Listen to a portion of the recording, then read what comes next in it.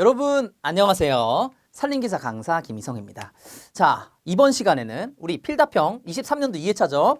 변형 문제랑 신규 문제 바로 풀어볼게요. 변형 문제 먼저 풀어보죠. 변형 문제가 굉장히 어렵게 나왔습니다. 제가 봐도 헷갈릴 만해요. 자, 첫 번째 논란이 이게 가장 논란이 많았을 거라 생각해요. 저는 지위지수를 계산하는 문제였어요. 지위지수를 구하는 문제였는데, 자, 지위지수라 하면은 우리가 살림마다 여기는 나무가 굉장히 잘 자라는데 여긴 나무가 굉장히 안 자라는 그런 곳이 있어요. 당연히 토양마다 다 다르죠. 그쵸? 이렇게 토지의 임지의 생산력에 따라서 이렇게 지수를 부여합니다. 지수를 부여하고, 지수가 작으면 작을수록 생산력이 낮은 거고, 지수가 크면 클수록 생산력이 좋은 거예요. 그리고 우리는 그거를 뭘로 판단을 하냐면은 이 산림에 있는 우세목들 있잖아요. 우세목의 수고로서 판단합니다. 우세목의 수고가 높으면 높을수록 여기가 지위가 좋구나, 지위지수를 더 높게 줘야겠다. 자, 그리고 우세목의 수고가 낮으면 낮을수록 여긴 지위가 안 좋아, 생산력이 안 좋아라고 판단을 하게 됩니다. 그래서 보통 이 문제 같은 경우에는 우세목의 수고가 주어지고요. 우세목의 수고가 주어지고, 예를 들어서 예컨대 우세목이 12m다. 우세목의 평균 수고가 12m다. 그러면은 이 우세목 임명이 35년일 때 이 녀석이 지위지수 10에 해당을 하는지 아니면 지위지수 14에 해당하는지, 이 우세목이 지위지수 10에 해당하는지 14에 해당하는지 이것에 대해서 우리가 판단을 해야 되는데 지금 문제에서는 우세목의 수고가 주어지지 않았고요. 제가 복원한 바로는 지위지수를 구하라고 나왔습니다.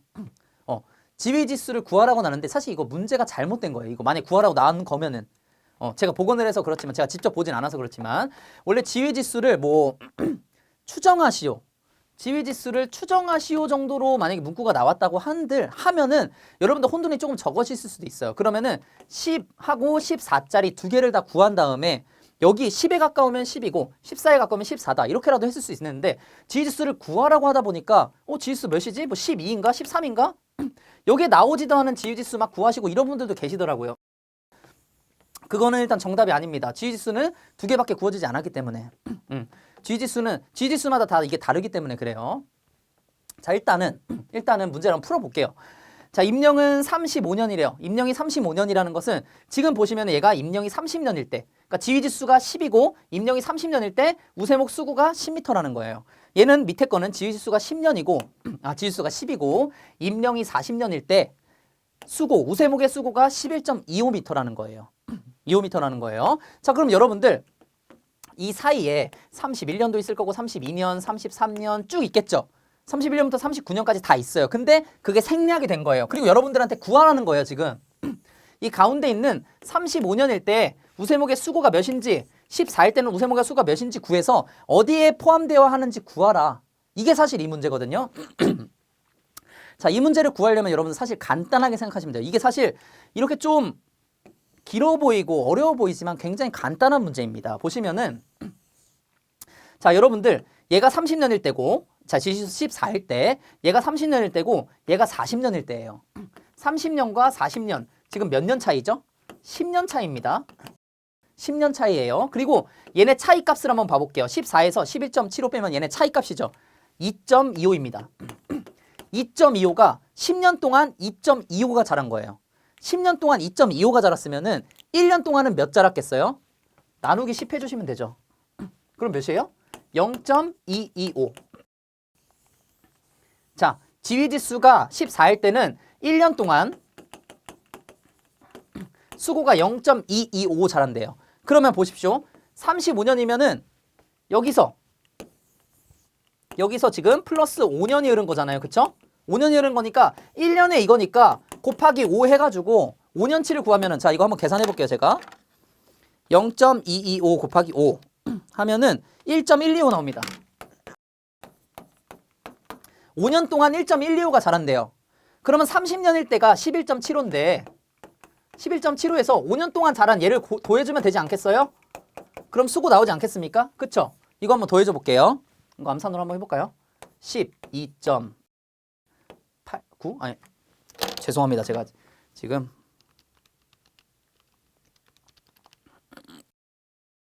12.875 맞네. 12.875.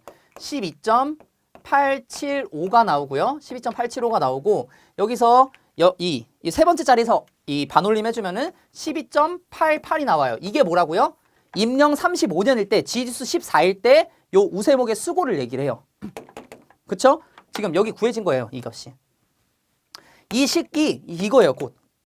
근데 이거 지금 이 과정을 식으로 한번 나타내 볼게요. 식으로. 그럼 여러분들이 바로 푸실 수가 있어요. 자, 보시면은 첫 번째, 사실 식으로 나타내는 게 더 어려워요. 그냥 여러분들이 간단하게 생각하면 풀 수 있는 문제인데 굳이 식으로 나타낸다 보니까 이게 좀 어려워집니다. 자, 일단 10으로 나눠주면은 이 차이값을 10으로 나눠주면 돼요. 차이값을 10으로 나눠주면은 10으로 나눠주고 1년치가 나오죠. 근데 우리는 35년 구해야 되니까 5년치를 곱해줘야 되죠. 그래서 이렇게 나온 겁니다.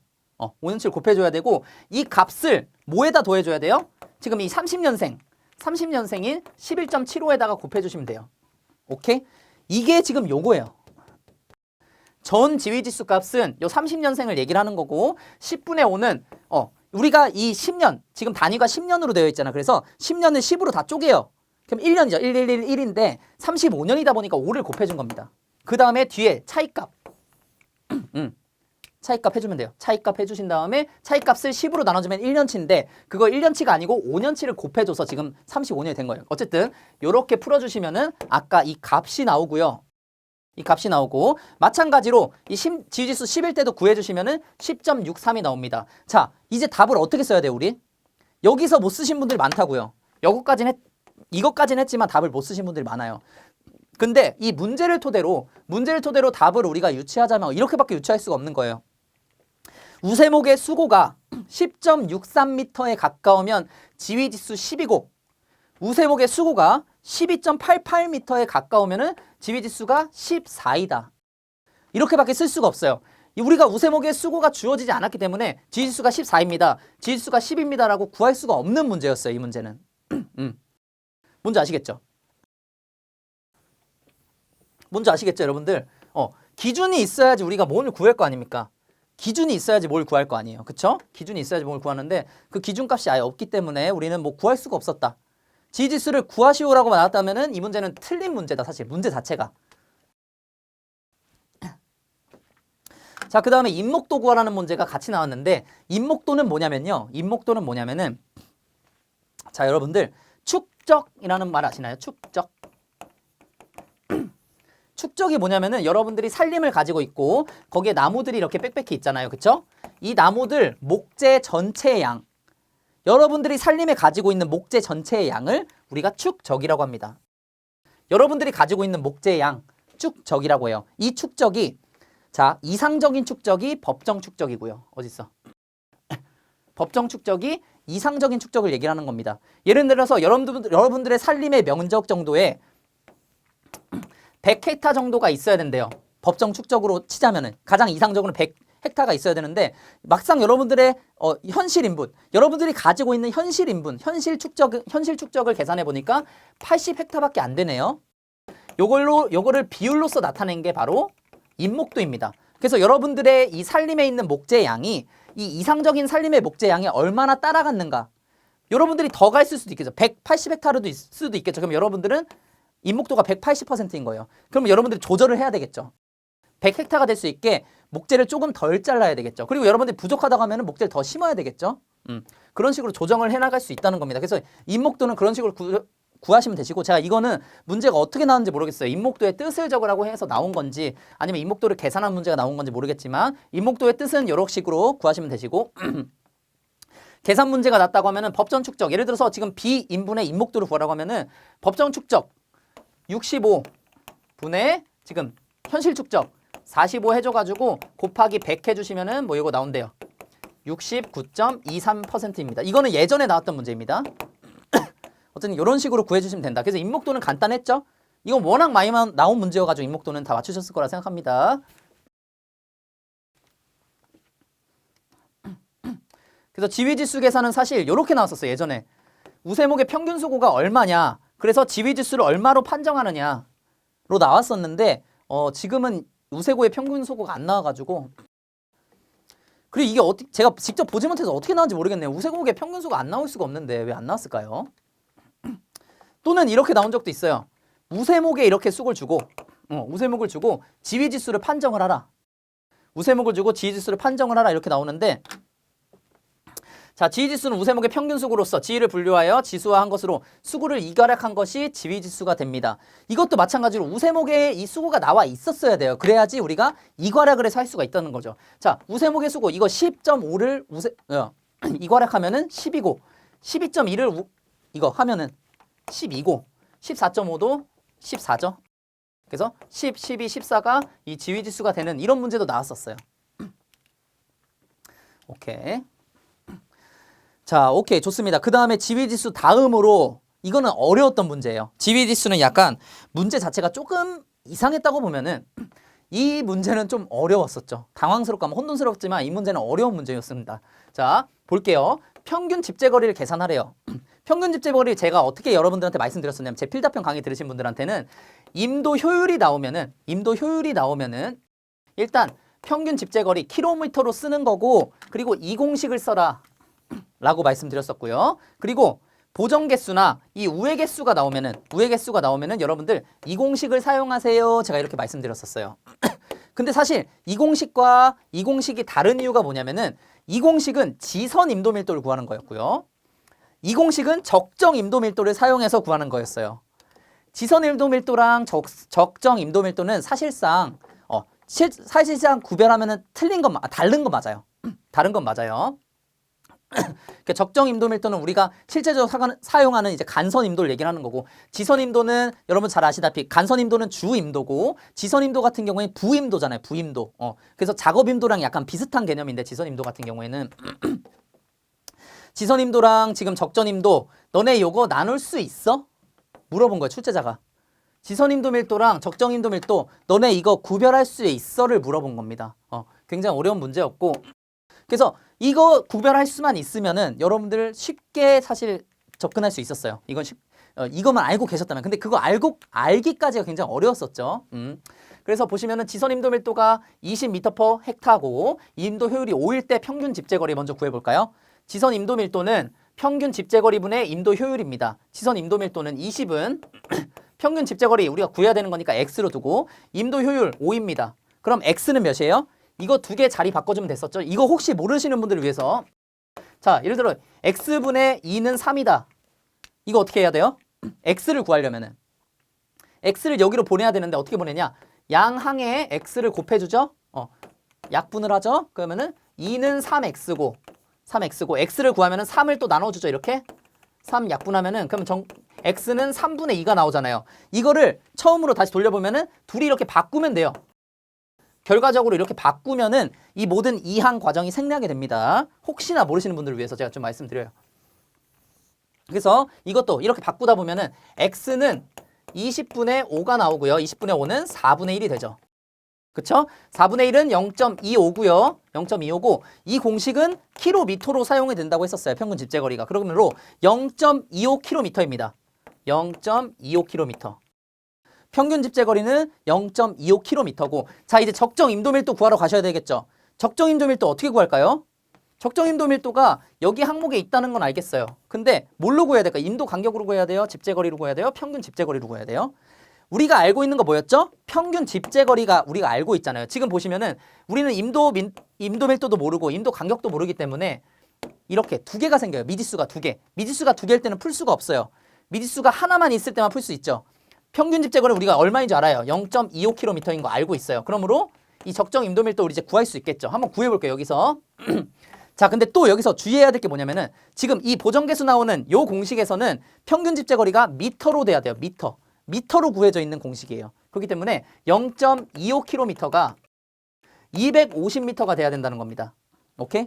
자, 250m는 보시면은 2500 우회 개수 없으니까 그냥 2500을 뭘로 나눠줘요? 적정 임도 밀도 우리가 본 x 미지수로 준 거 요거 자리 바꿔주면 되겠죠? 그러면은 x는 2500을 250으로 나눈 것과 같고 이거는 몇이죠? 10이죠. 정답은 10m/헥타였어요. 그래서 보시면은 평균 집재거리는 뭐 0.25km라고 적으셔도 되고 아니면은 250m라고 적어주셔도 되고요. 그 다음에 적정 임도 밀도는 10m/헥타였어요. 임도 밀도는 무조건 미터 단위이기 때문에 10m/헥타였습니다. 그래서 이건 어려웠다. 이건 확실히 어려웠다. 이거는 맞추신 분 대단하신 거예요. 맞추신 분들은 공부 진짜 열심히 하신 거예요. 그거는 세밀하게 열심히 잘 하신 겁니다. 이거 만약에 이 문제 맞추셨다면은 나 진짜 공부 열심히 했구나라고 자화자찬을 하셔도 됩니다. 잘하신 거예요. 잘하신 거. 하지만 모르셨던 분들도 이제는 이런 식으로 왔다 갔다 해서 나올 수도 있겠구나 라는 걸 좀 알아두시면 좋겠죠. 그래서 지금까지 10년 동안 이렇게 나왔던 적이 한 번도 없었어요.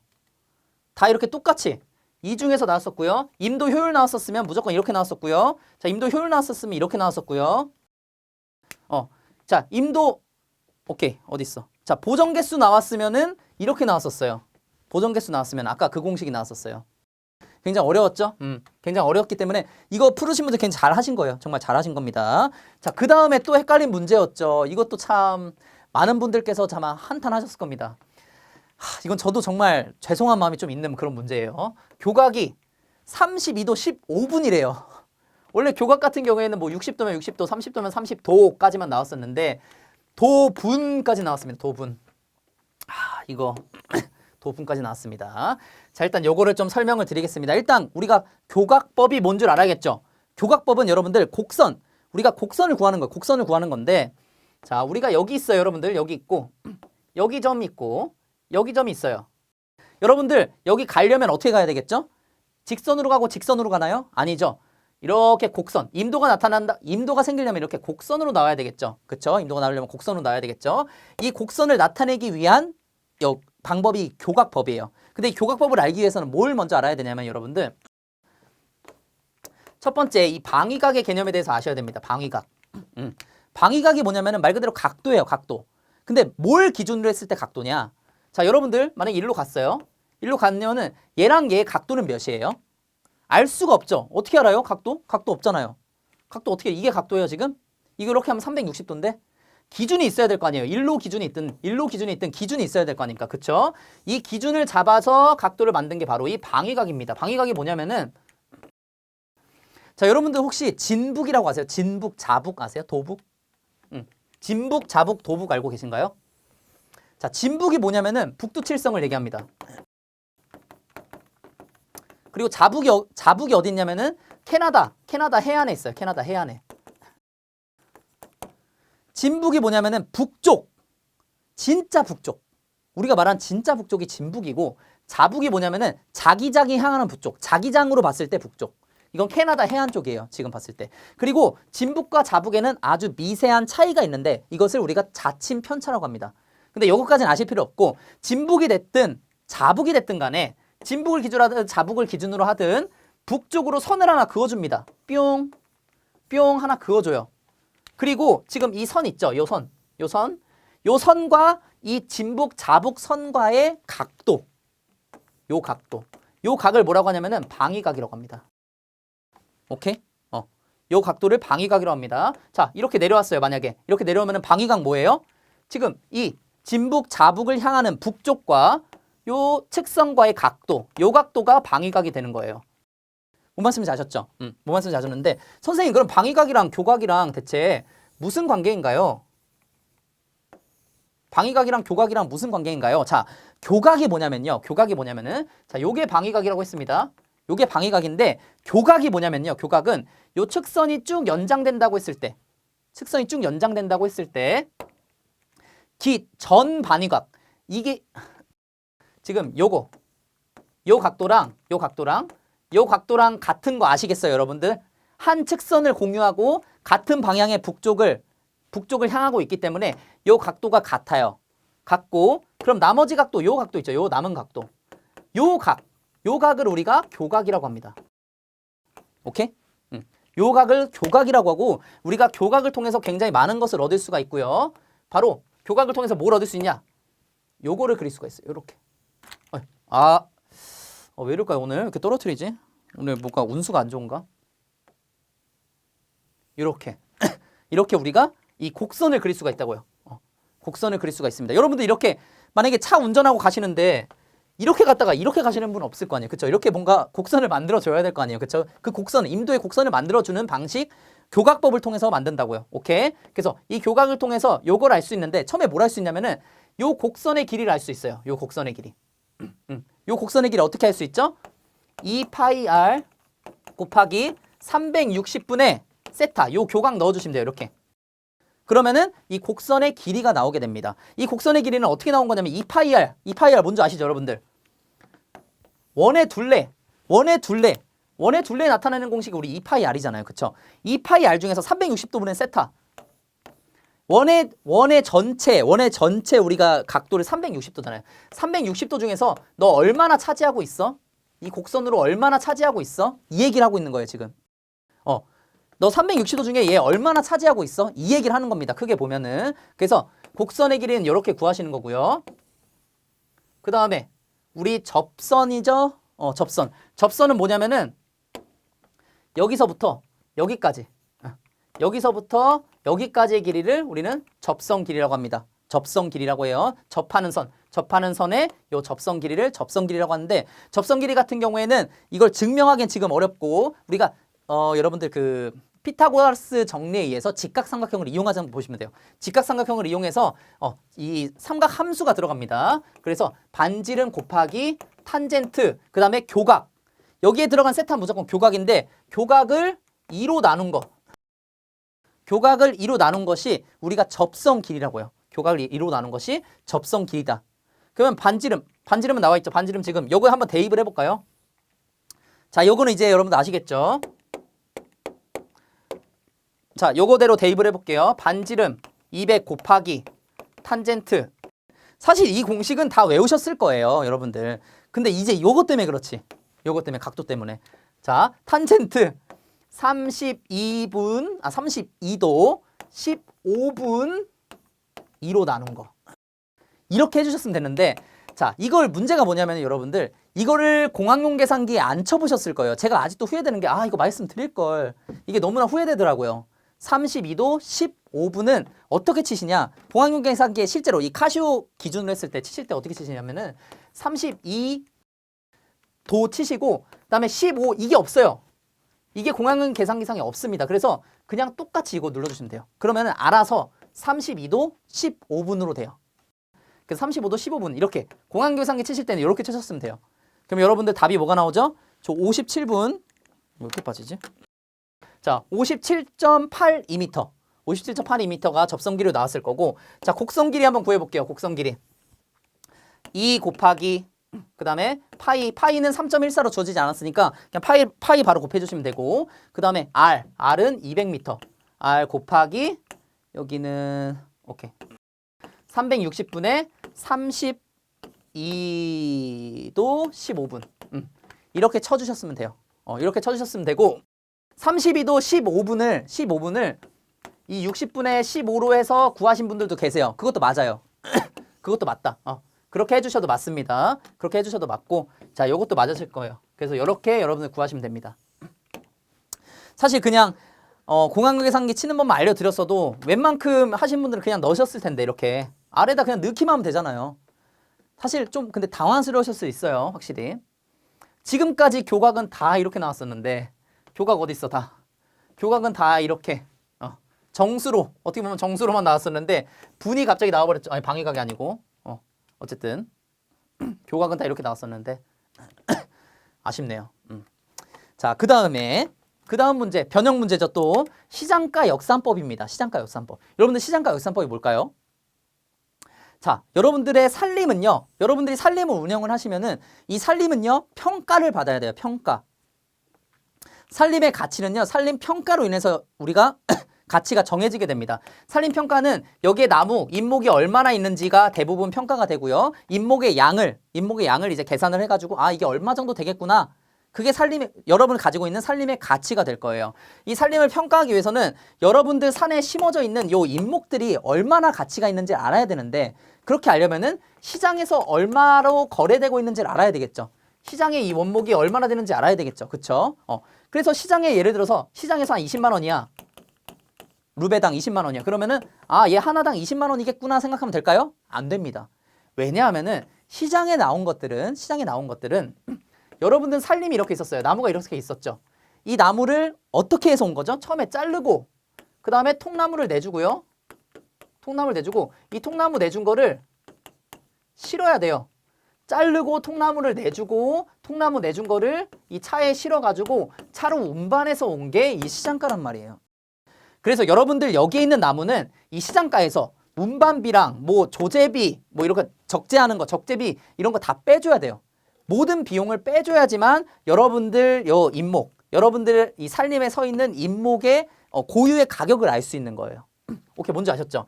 그래서 시장가로부터 역산해서 내가 지금 가지고 있는 임목이 얼마인지를 추산해보는 그런 방법이 시장가 역산법이 되겠습니다. 그래서 시장가 역산법은 간단해요. 일단 지금 제가 말씀드린 걸로 의하면은 시장가가 여기 25만 원이래요. 예를 들어서 25만 원에다가 비용들 빼주면 돼요. 비용. 근데 여러분들 세상이라는 게 이렇게 간단하지가 않겠죠? 이렇게 간단하지가 않겠죠? 첫 번째, 자, 여러분들이 나무가 100이 있어. 이 나무가 100이 있는데 이 100을 다 쓸 수 있을까요? 아니죠. 조제하면서 약 25%가 없어집니다. 그래서 전체에다가 조제율을 곱해줘야 돼요. 0.75. 0.75. 전체에다가 0.75를 그쵸. 0.75를 곱해줘야 되고 여기다가 또 뭘 해줘야 되냐면은 자본 회수 기간도 반영해줘야 되고요. 월 이율도 반영해줘야 되고요. 원래는 기업 이율까지도 이렇게 반영을 해줘야 돼요. 그래서 이렇게 쭉 하면은 뭐 답을 이런 식으로 나오게 됐는데 지금 여기서 문제가 뭐냐면은 기업 이익률이 제시가 되지 않았어요. 원래는 기업 이익률이 이렇게 들어가거든요. 그러니까 이걸로 한번 계산을 해볼까요, 여러분들? 아예 적어볼까요? 문제를 아예 풀어볼게요, 그러면은. 자, 보시면은 조제율 맨 앞에 적어주시고요. 조제율은 전체 100이면은 전체가 75%밖에 안 되는 거니까 다른 건 없어지고, 그리고 시장가 25만 원이고요. 이렇게 25만 원이고, 그리고 1 앞에 1은 꼭 더해 주셔야 됩니다. 공식이에요. 그다음에 자본 회수 구간 5개월이니까 5 그대로 써주시면 되시고, 월이율은 퍼센테이지인데 제가 퍼센테이지 다 소수점으로 바꾸라고 했어요. 웬만하면은 0.05입니다. 그 다음에 원래는 플러스 기업 이율이 들어가야 되는데 기업 이율이 제시되지 않았죠. 그래서 기업 이율을 0이라고 적어주시는 거예요. 그 다음에 비용들을 일체 비용을 다 더해주시면 되는데, 자, 조제비, 벌목비, 운반비, 운반 기타 비용 다 추가해 주시면 돼요. 모든 걸 추가해 주시면 됩니다. 자, 이거 여기서 어려워하셨던 게 뭐냐면은 어떤 데는 조제비만 들어가고 어떤 데는 벌목비만 들어가고 어떤 데는 운반비만 들어간 문제들이 지금까지 있었어요. 근데 이번에 이거 비용이 다 나온 거예요. 그러니까 혼돈스러울 수 있죠, 여러분들. 근데 우리가 이 공식이 왜 나온지 알고 있으면은 이건 사실 다 더해 주시면 된다는 거 여러분들 알 수 있을 거예요. 그래서 합쳐서 뭐 5만 원이다. 그래서 이렇게 해주시면 되겠습니다. 이렇게 해주셨으면 여러분들 이렇게 금액이 나왔을 거예요. 근데 여기서 제가 조금 잘못된 점을 짚자면은 기업 이익률이 제시가 되지 않았으면은 문제에 넣어주셨어야 돼요. 기업 이익률은 포함하지 않음이라든지 아니면은 기업을 끼고 하지 않고 직영으로 했다든지 아니면 기업의 이익률은 없음 이런 식으로라도 표기를 해주셨어야 돼요. 지금 기업 이익률이 당연히 들어가야 시장가 역사법에는 기업 이익률이 당연히 들어가야 되는 부분인데 이 당연히 들어가야 되는 부분이 어떠한 이유로 들어가지 않았는지는 알려줘야지 이 수험자분들께서 이제 수긍을 하시고 들어가실 텐데 그런 부분이 제시되지 않았다는 건 참 이게 아쉽고 좀 안타까운 부분이죠. 일단 그렇다. 일단 그래서 구해진 거는 11만 2,500원입니다. 11만 2,500원이고 이게 루베당 1루베당 11만 2,500원이고 또 여기서 또 한 번 꼬았죠. 판매할 원목이 500루베래요. 500루베. 판매할 원목이 500루베라고 합니다. 그러면은 1루베에 여러분들 11만 2,500원이기 때문에 여기다가 500을 곱해주시면 돼요.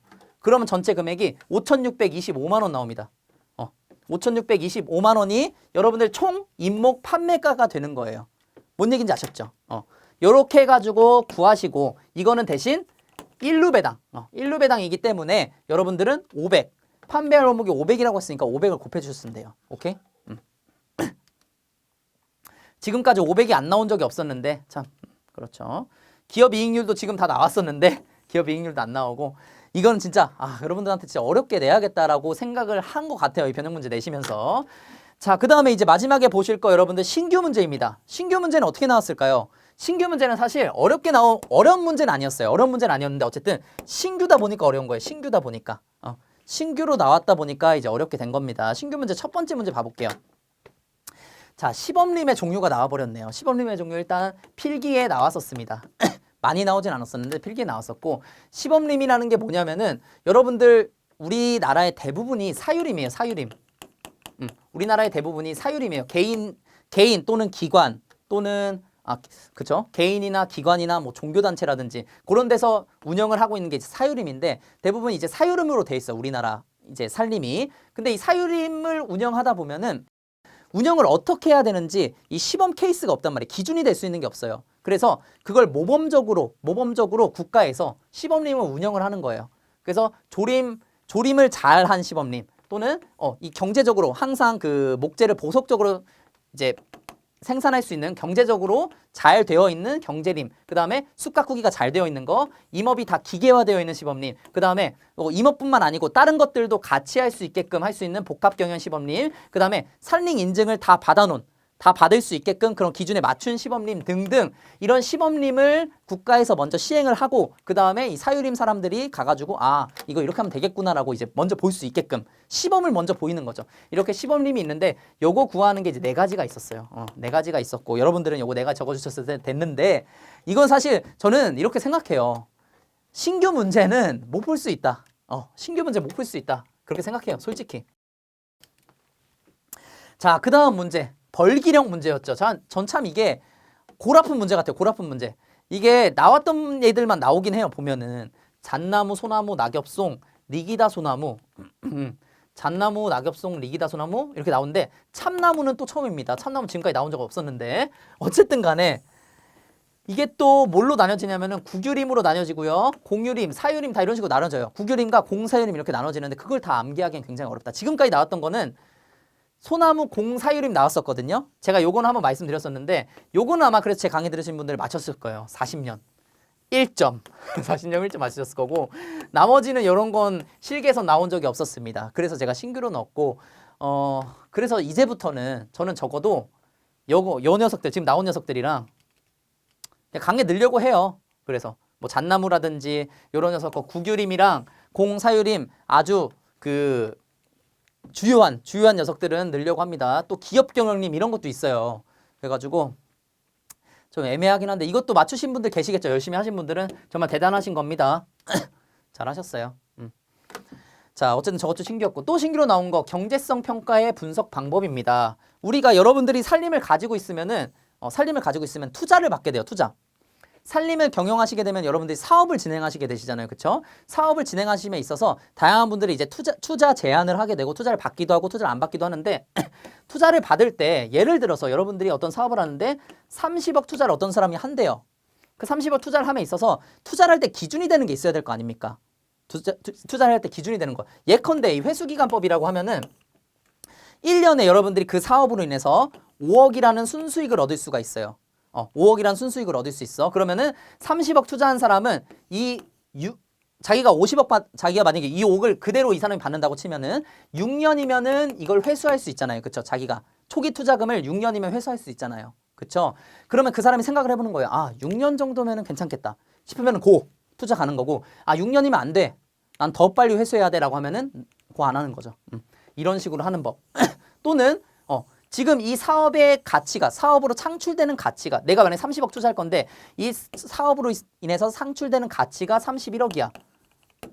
그러면은 1억이라도 더 많으니까 이런 방식도 있고 다양한 방식들이 있습니다. 그리고 그 방식들이 이런 이름을 가지고 있어요. 회수기간법, 수년제 가치법, 내부수익률법, 현금흐름 할인법, 그다음에 투자 이익률법 등등. 잠시만요. 다양한 방법들이 있습니다. 그래서 여러분들 여기서 4가지 적어주셨으면 됐어요. 4가지 적어주셨으면 됐습니다. 이거는 필기에서 되게 많이 나온 부분이어서 사실은 이건 좀 적으신 분도 있을 것 같아요. 한 2개라도. 뭐 회수기간법, 수년제 가치법 뭐 이런 거 있잖아요. 많이들 들어보신 거 적으신 분도 있을 것 같아요. 이런 분들 이렇게 짜잘짜잘하게 좋은 점수를 받아가시면 굉장히 좋죠. 자, 그 다음에 마지막으로 평균 유속 계산하는 문제가 나왔었습니다. 평균 유속 계산하는 문제, 매닝 공식이 2점 나왔고요. 그리고 그 위에 아까 체지 공식까지 해서 2점 해가지고 총 4점짜리 문제였어요. 4점짜리 문제였고, 매닝 공식은 필기 때는 굉장히 많이 나왔지만 실기 때는 나오지 않았기 때문에 제가 신규 문제 놓은 거고요. 매닝 공식, 요 공식을 필기 때부터 그 필다까지 암기하고 계셨으면 정말 대단하신 건데 전 개인적으로 힘들다고 봅니다. 전 개인적으로 실기 기출문제에서 이걸 공부하지 않은 상태로 필기의 기억을 꺼내가지고 이걸 외우신 분은 대단하신 분이라고 봐요. 진짜로 기억력 좋으신 거예요. 어쨌든 이런 공식이 있는데 이 n은 뭐죠? n은 조도개수. 조도개수 어디 있어? 조도개수 0.05 그대로 넣어주시면 되고 여기다가 그다음에 r은 경심인데 우리 경심은 어떻게 구했죠? 유적을 윤변으로 나눴었잖아요. 그쵸? 유적이랑 윤변이 뭐예요? 유적은 우리가 이렇게 수로가 있다고 보면은 이 수로의 면적, 수로의 단면적을 우리 유적이라고 했었고 그리고 수로에 담겨져 있는 요 부분 이렇게 물이 담겨져 있다고 하면은 요 길이 물에 젖은 요 길이를 뭐라고 했었어요? 윤변이라고 했었잖아요. 그쵸? 유적을 윤변으로 나누면 경심이 나왔었죠. 유적을 윤변으로 나누면 됐었죠. 3을 1점으로 나누니까 2입니다. 2. 이 아래는 2가 들어가야 되는 거고 그 다음에 수로 기울기인데 수로 기울기 어디 있어요? 2%래요. 2%인데 여기 뭐 곱하기 100 해주고 있었나요? 곱하기 100으로 나눠주고 없죠? 그렇기 때문에 소수점으로 들어가게 되는 거예요. 0.02 들어가시게 되면은 이거를 쭉 계산을 하시면요. 자, 여러분들이 그렇게 구하시면은 4.4898 점점점 그리고 우리 유속이니까 미터 퍼 세크가 나오게 됩니다. 미터 퍼 세크가 나오게 되는데 지금 뭘 구하래요? 유량을 구하래요. 유량. 여러분들 유량은 어떻게 구했었죠 우리가? 자, 이렇게 있으면은 자, 이렇게 있어요. 우리가 이렇게 있으면은 자, 우리가 유량은 보통 어떻게 구했었냐면은 첫 번째 유적에다가 요거를 구했었어요. 요게 뭐예요? 요게 유속입니다. 이만큼의 우리가 면적이 있고 이 면적이 1초에 얼만큼? 1초에 이만큼 가면은 자, 이만큼의 물이 흐르게 되겠죠. 이 정도의 이 정도의 단면적이 1초간 움직이게 되면은 이 정도의 물이 될 거란 말이에요. 그래서 유속 곱하기 유적을 해주시면 되는데 유속은 나왔어요. 지금 4.4898 모식이 나왔어요. 근데 유적은 얼마예요? 지금 유적은 나와 있죠. 3으로. 이거 죄송합니다. 미터 제곱입니다. 미터 세제곱이 아니고 자 3미터 제곱 여기다 곱하기 3 해주시면 돼요. 곱하기 3 해주셔서 세 번째 소수점에서 올려다 주시면은 반올림 해주시면은 13.47 세제곱미터 퍼 세크가 나오고 자 여러분들 그리고 이건 좀 자주 문의를 주신 분들이 많으신데 여러분들이 유량 구할 때 이 단위에 대해서 물어보시는 분들 계세요. 유량 구할 때 이 단위에 대해서 물어보시는 분들 계시는데 단위는 정확하게 제가 말씀드리겠습니다. 그냥 유량 구하라고 하면은 이거 적어주셔야 돼요. 세제곱미터 퍼 세크 적어주셔야 되는데 만약에 10초간 유량을 구하라고 하잖아요. 10초간 유량 구하면 몇이에요? 134죠. 134.7이죠. 여기다 10 곱하니까 이렇게 점이 오잖아요. 그쵸? 134.7 세제곱미터고 얘는 퍼 세크를 해주지 않습니다. 만약에 한다면 이렇게 해야 되겠죠. 10초당 이렇게 해줘야 된다고 했죠. 그쵸? 근데 10초 이건 적어주지 않으니까 그냥 바로 이렇게 유량을 적어주시면 되는 거예요. 왜 이렇게 됐을까요, 얘는? 자, 지금 퍼 세크를 적어주는 이유가 1초당이잖아요. 1초. 단위가 1초잖아요. 근데 이미 10초간이라고 문제에서 주어지게 되면은 세크가 없어진 거예요. 이미 여기에 이게 들어가게 된 거예요. 반영이 된 거고 여러분들 그냥 이렇게 유량 구하신 다음에 곱하기 10 해주시면 되는 거예요. 오케이? 자, 이렇게까지 해주시면 여러분들 마지막 평균 유속 계산까지 마치게 됐습니다. 이게 끝이죠? 오케이. 넘어가지 않네요. 오케이, 좋습니다, 여러분들. 제가 웬만하면 이 기출문제 풀이 강의 안 하거든요. 어차피 기출문제 나오기 때문에 안 하게 되는데 지금 이번 시험 같은 경우에는 사실 이런 문제만 나왔어도 사실 안 했을 거예요. 근데 이번 시험 문제에서는 우리가 눈여겨서 봐야 될 부분들이 여러분들도 보이셨을 거예요.